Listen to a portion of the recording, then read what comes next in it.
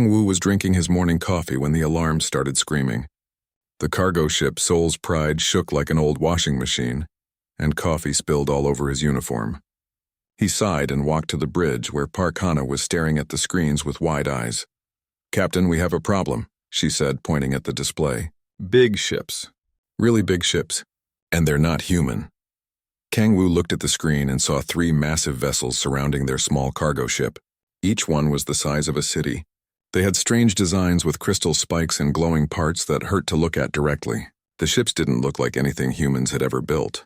"Are they trying to talk to us?" Kang Wu asked. "Yes, sir. They're sending a message in perfect Korean." "How do they know Korean?" Before Kang Wu could answer, a voice filled the bridge. It sounded like wind chimes mixed with the sound of breaking glass. But somehow they understood every word. "Greetings, beings of the 3rd planet. We are the Galactic Council. Your species has been selected for a great honor. Prepare to be transported." Li Dong and Kim Yura ran onto the bridge. Li Dong was still holding a wrench and Kim Yura had engine oil on her hands. They had been fixing the coffee machine when the alarm started. "What's happening?" Li Dong asked. "Are we being robbed by space pirates?" "Worse," Park Hana said. "I think we're being invited to a party." A bright light filled the ship. When it faded, they were standing in a huge room made of what looked like diamond. The ceiling was so high they couldn't see it. Strange beings stood around them in a circle. One creature looked like it was made of living crystal. It was 3 meters tall and had 6 arms. Light moved through its body like water. Another looked like a giant insect with metal parts instead of some body pieces. A third being seemed to be made of rock and lava, with glowing cracks running through its body. The crystal being stepped forward and spoke in that wind chime voice. "I am Thex Miran, champion of the Velthari Empire. You have been brought here because your species shows potential." "Potential for what?" Kang Wu asked. He was still holding his coffee cup even though it was empty now. "The Galactic Championship Arena," said the insect creature. "Every cycle, the greatest warriors from across the galaxy compete to prove their worth. We have watched your species through your broadcast signals. Your entertainment shows suggest you might provide amusing moments before your elimination." Kim Yura wiped her oily hands on her work clothes. "Wait, you've been watching our TV shows?" "Yes, your combat sports, your action films, your survival programs. Primitive but entertaining. We believe you might last perhaps 1 round before being defeated." Li Dong looked around at the alien beings. Each one was huge and scary looking. They had muscles like mountains and eyes that glowed with power. He felt like a mouse surrounded by tigers. "What if we say no?" he asked. The rock creature laughed and it sounded like an earthquake. "No species has ever refused the invitation to the arena. It would be unwise." "Why us?" Park Hana asked. "We're just cargo haulers. We move boxes from one planet to another. We're not warriors." "Your planet is classified as a death world," Thex Miran explained. "Only the most dangerous planets produce beings capable of surviving the arena challenges. Surely you must have great warriors." Kang Wu looked at his crew. Park Hana used to run marathons before she became a ship navigator. Li Dong had done his military service and could fix anything with an engine. Kim Yura had worked construction before becoming an engineer. They were tough people, but they weren't soldiers or athletes anymore. "I think there's been a mistake," Kang Wu said. "Earth has warriors, but we're not them. We just deliver stuff." "Nonsense," said the insect being. "All Death World inhabitants are natural fighters. You will represent your species with honor, or you will die trying." The aliens led them through corridors that seemed to go on forever. Through windows they could see space filled with ships from hundreds of different species. Some ships looked like living creatures. Others were perfect geometric shapes that hurt the brain to look at. They arrived at a massive arena that could hold millions of people. The walls were transparent, showing the stars outside. In the center was a field where creatures were demonstrating their abilities. A being that looked like a living shadow moved faster than the eye could follow. Another creature, covered in spikes and armor, lifted a piece of metal that must have weighed several tons. A third being shot energy beams from its eyes that melted solid rock. "Behold," Thex Miran said with pride, "the champions of the galaxy. Each one represents the peak of their species' evolution, warriors trained from birth for combat and survival." The humans watched in silence. The displays of power were incredible. These beings could do things that seemed impossible. A new creature entered the arena. It was the size of a building, made of living rock with lava flowing through cracks in its body. This was Mordak, the current champion. It picked up a steel beam as thick as a tree trunk and crushed it like paper. The crowd cheered so loud it shook the arena. "Impressive," Kang Wu said quietly. Then he looked around. "Hey, does anyone have a bottle opener?" "I packed some beer for the trip." The aliens looked confused. "Bottle opener?" Thexmiran asked. "Yeah, for opening bottles." Kang Wu walked over to where some metal beams were stacked. He picked one up. It was heavy but not impossible to lift. In a few seconds he bent it into the shape of a bottle opener. The arena went completely silent. Every alien eye was staring at Kang Wu. He looked back at them, confused by their reaction. "What? It's just a bottle opener. Pretty basic stuff." Thexmiran's crystal body flickered with rapid light patterns. You just shaped metal with your bare hands. Without tools. Without power enhancement. Yeah. My dad taught me this when I was 12. Is that not normal here?" The silence stretched on. Then slowly, excited whispers started spreading through the crowd of aliens. The humans could hear words like impossible and unprecedented, and terrifying being translated by their communication devices. Li Dong leaned over to Kim. "Yura, I think we might be in trouble." "Or they might be," she replied, watching the aliens back away from them with what looked like fear in their strange eyes.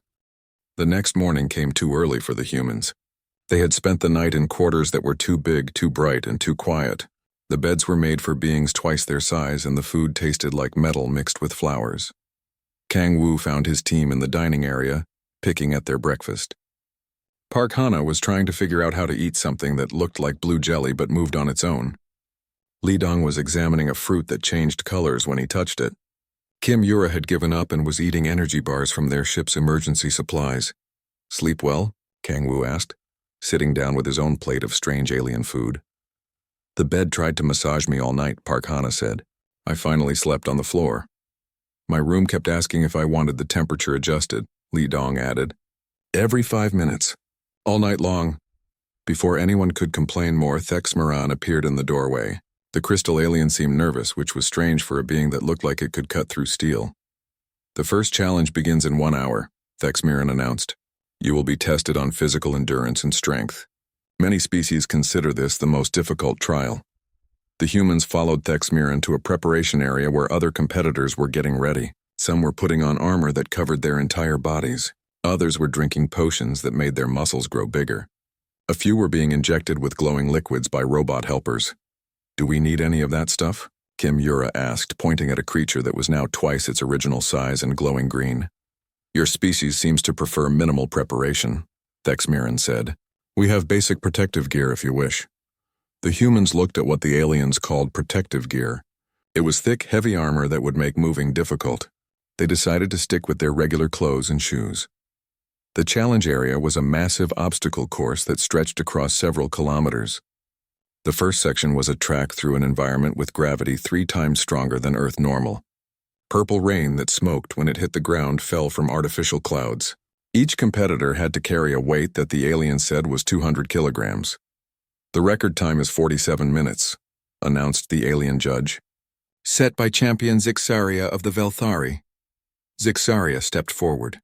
She was even taller than Thexmiran, with crystal formations that looked like wings. When she picked up her weight, her entire body glowed with power. She moved through the course like a living diamond tornado, fast but clearly struggling against the heavy gravity and acid rain. Other competitors followed. A massive creature covered in thick fur made it halfway before collapsing.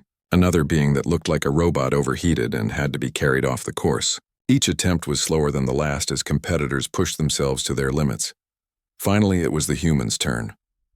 "I'll go first," Park Hana said. She had been watching the other competitors and noticed they were all fighting against the conditions instead of adapting to them.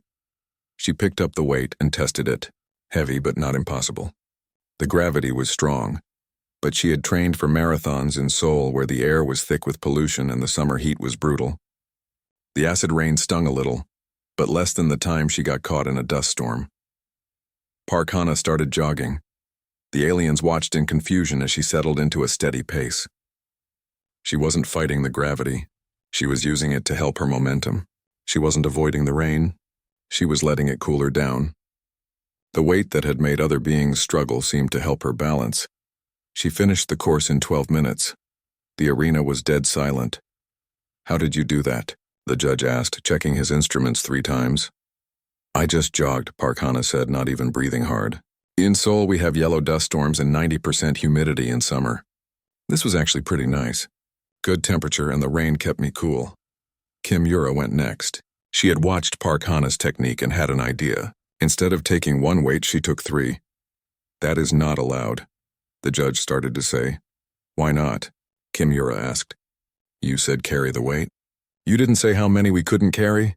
The judge looked at his rules and found no restriction. Kim Yura adjusted the 3 weights until they were balanced properly, then started walking. She had spent years carrying construction materials and heavy tools. This felt familiar. She completed the course in 15 minutes while eating a sandwich she had brought from the ship. The alien spectators began making nervous noises. Their champions were being beaten by beings who acted like this was easy. Li Dong took his turn and decided to make it interesting. He carried his weight above his head like he was pressing weights at the gym. Halfway through, he started doing the course backwards just to see if he could. "This reminds me of military training," he told the judge when he finished.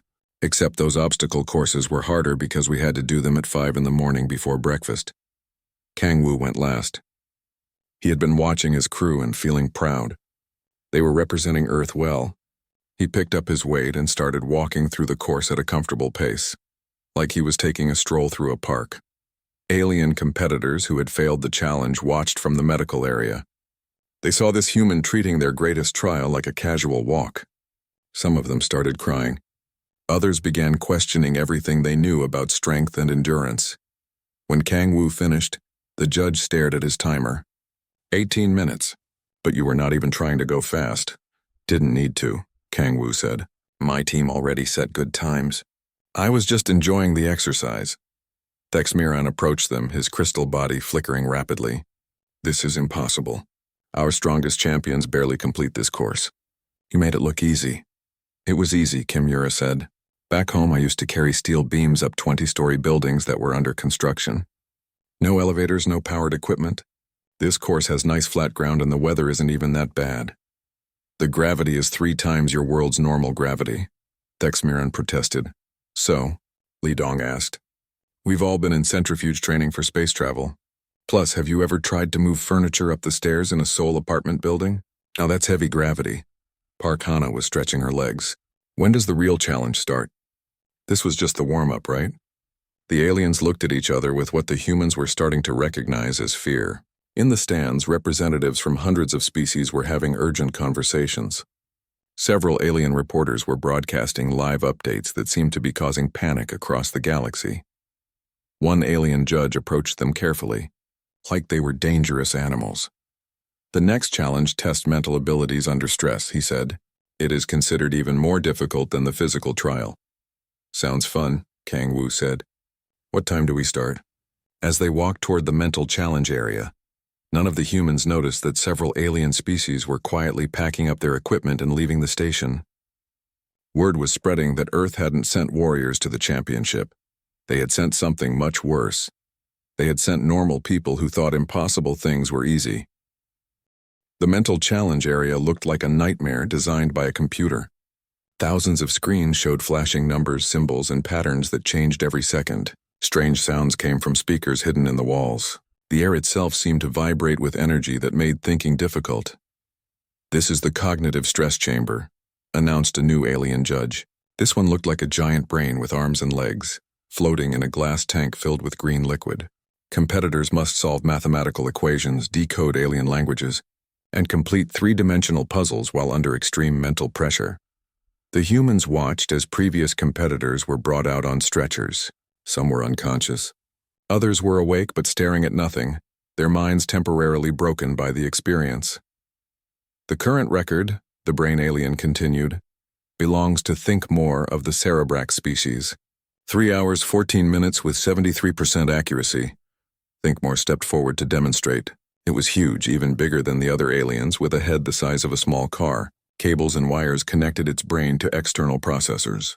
When it entered the chamber, its entire body glowed with mental energy. The humans watched through a window as Think More worked. Even with all its brain power and computer help, the creature moved slowly and carefully. Sweat poured down its massive head. Several times it stopped completely, overwhelmed by the mental attacks the chamber was sending. When Think More finally emerged, it collapsed immediately. Medical robots rushed to help it. Most impressive, the judge said with respect. Few beings can even attempt this challenge. Our turn? Kang Wu asked. The judge looked surprised. You want to try immediately? Most competitors need days to prepare mentally. We're ready now, Park Hana said, unless there's paperwork to fill out first. I hate paperwork. Kang Wu entered the chamber first.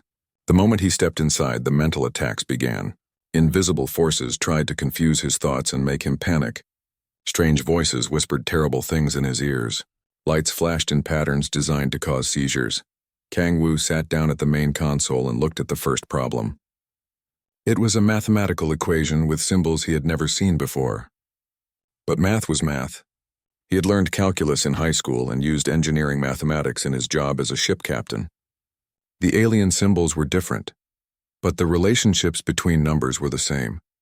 The mental attacks felt like having a headache while riding the Seoul subway during rush hour. Annoying but not impossible to work through. He had given presentations to angry shipping executives while suffering from flu. This was actually quieter. He solved the first set of equations in 5 minutes. The language decoding section came next. The challenge showed him samples of alien writing and asked him to figure out the grammar and meaning. Kang Wu had learned English, Chinese, and Japanese for his job. Learning new languages meant looking for patterns in how words connected to each other. The alien language samples reminded him of Chinese characters mixed with Korean grammar. Once he figured out that the squiggly lines meant past tense and the dots meant plural, the rest fell into place. The three-dimensional puzzles were the easiest part. They were like playing Tetris but with cubes that could move in any direction. Kang Wu had spent many boring hours during long cargo runs playing puzzle games on his tablet. He finished everything in 20 minutes, with perfect scores. When he came out of the chamber, the judge was staring at its instruments and making high-pitched noises that the translators couldn't handle. The equipment must be broken, the judge said. No organic being can solve those problems so quickly. The math was like middle school algebra, Kang Wu explained. The language was similar to learning Chinese characters. The puzzles reminded me of games I play when I'm bored. The mental attacks were annoying, but not worse than trying to concentrate while my neighbors were doing construction work. Park Hana went next. She had overheard Kang Wu's explanations and knew what to expect. The mental attacks felt like taking university entrance exams while construction workers used power tools outside the window. Stressful, but familiar. She approached the problems differently than Kang Wu. Where he had been methodical, she was intuitive. She looked for shortcuts and patterns, the way she navigated through space by finding the most efficient routes between stars. She finished in 25 minutes, also with perfect scores. This is like cramming for exams while your roommate watches loud TV shows, she told the shocked judge. Pretty normal for a university student. Li Dong entered the chamber with confidence. He had watched his friends succeed and felt good about their team's performance. The mental attacks started immediately, but they felt weak compared to trying to debug complicated engineering problems while ship alarms were going off. The mathematics reminded him of the calculations he did when designing repair solutions for broken engines. The language decoding was like reading technical manuals that had been badly translated from alien languages. The puzzles were similar to figuring out how mechanical parts fit together. He finished in 22 minutes and came out whistling a song. The psychic attacks were kind of relaxing, he told the brain alien judge. After dealing with engine failures during hyperspace jumps, angry telepaths are honestly pretty peaceful. Kim Yura was the last to go. She had been watching the others and felt competitive. She wanted to beat their times. Inside the chamber, she treated the whole thing like a work problem.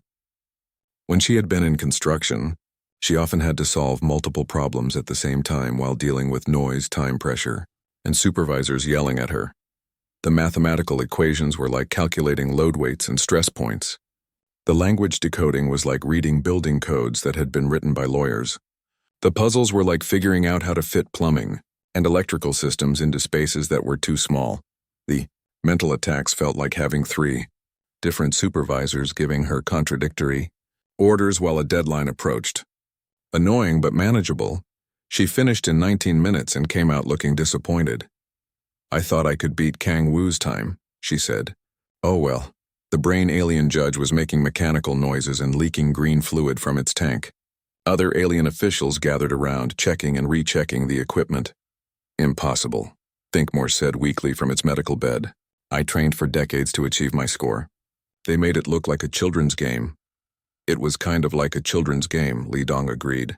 "Remember those puzzle books we used to do when we were kids?" This was harder than those, but not by much. The alien spectators were no longer cheering.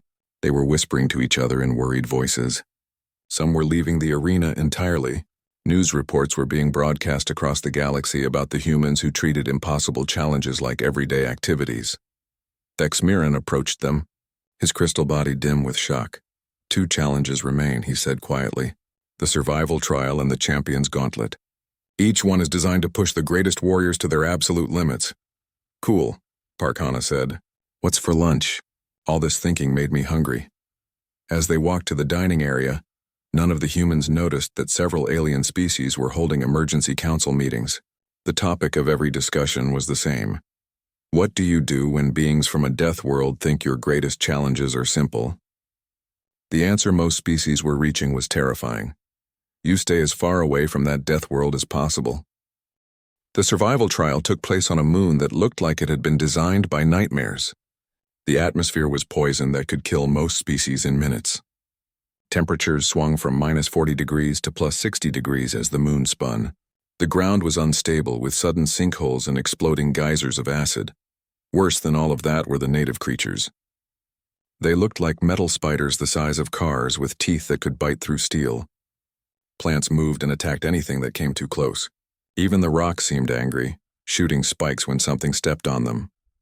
"This is the Crucible Moon," announced the judge, a being that looked like it was made of smoke and electricity. 72 hours of survival. Most competitors require full environmental suits, armed escorts, and emergency extraction teams on standby. The humans looked down at the moon's surface through the transport window. It did look dangerous, but not impossibly so. "What's the record?" Kimura asked.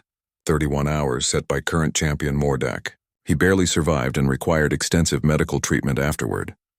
Other competitors were being loaded into the transport in full battle gear. Some had robot bodyguards. Others wore armor that looked like small spaceships. All of them carried enough supplies for a small army.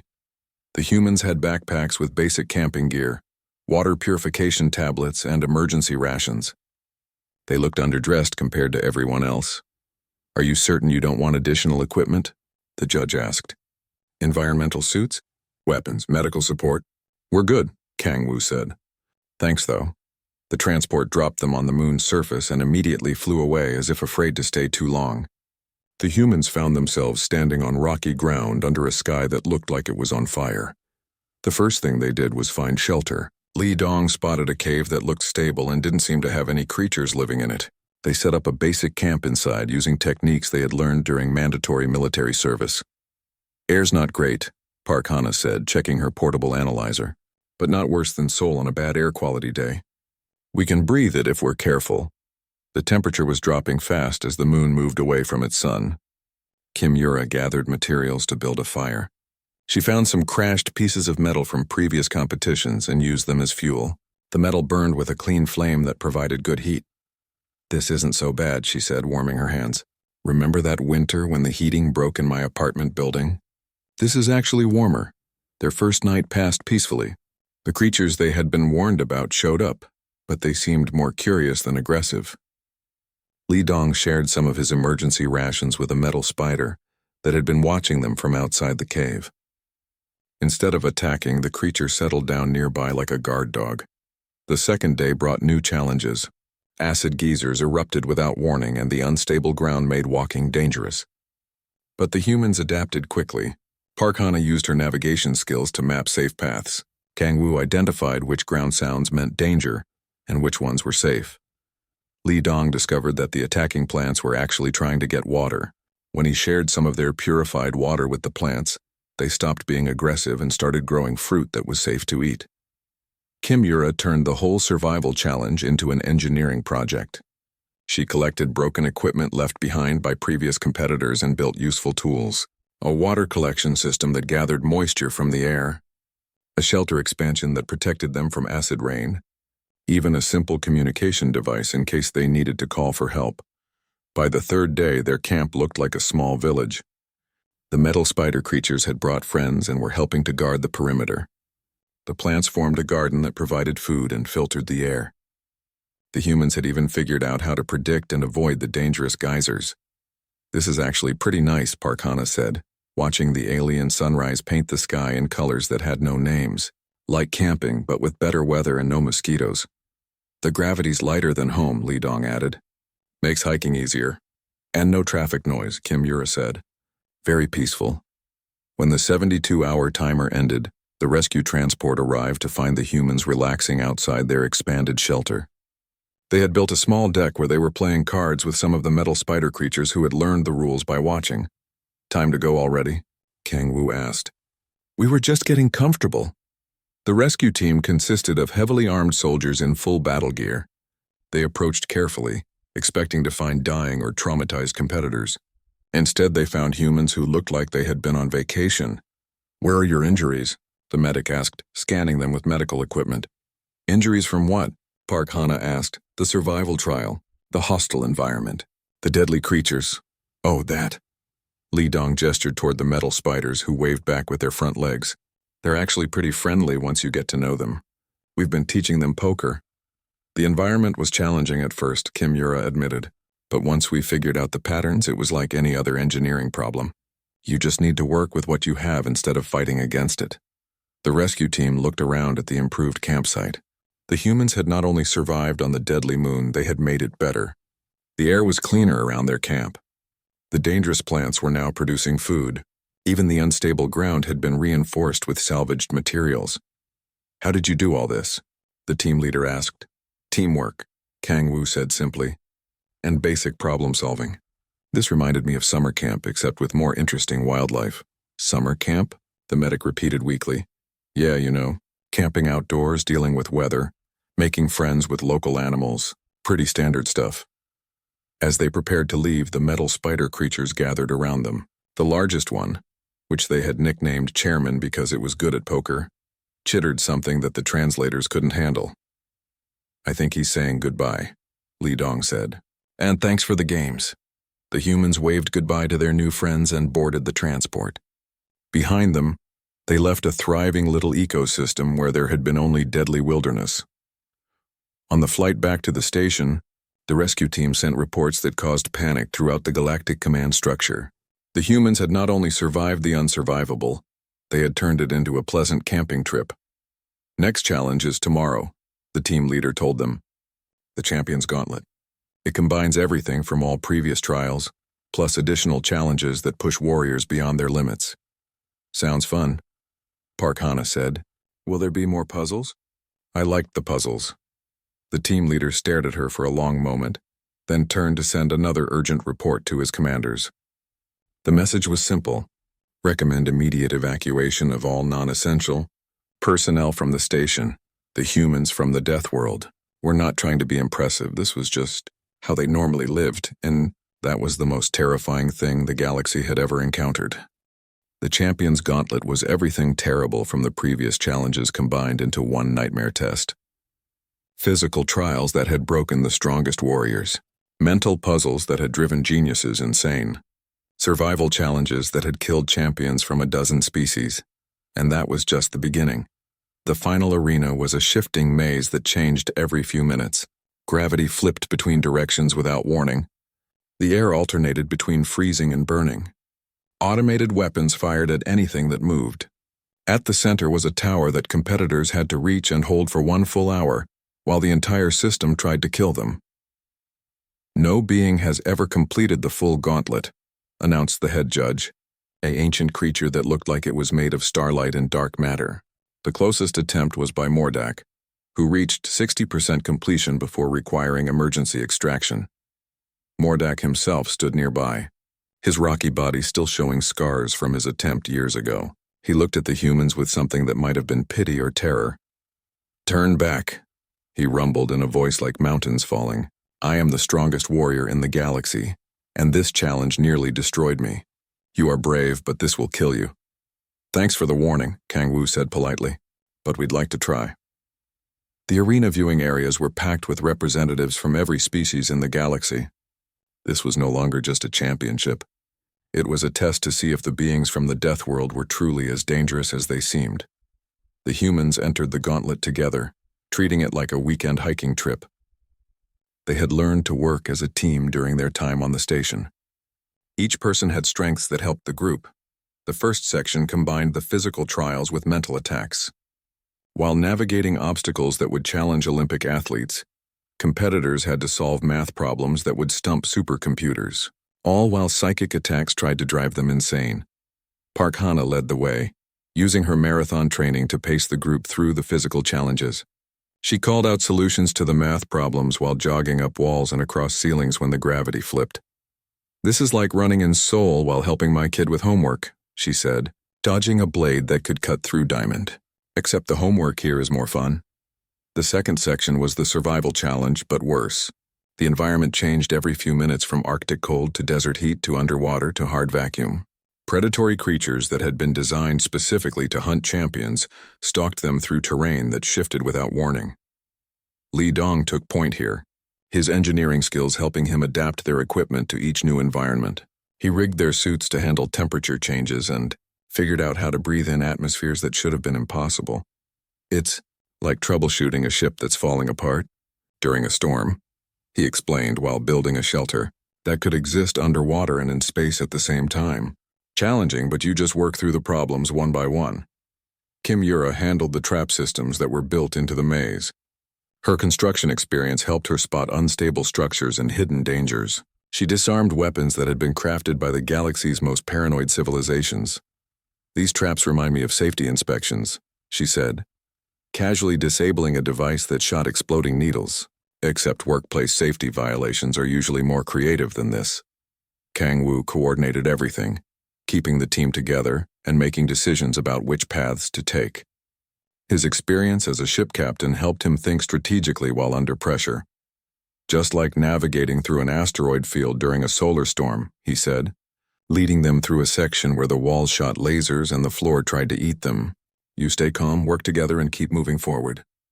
They reached the central tower in record time, but holding it for 1 hour while the entire gauntlet tried to kill them was supposed to be the impossible part.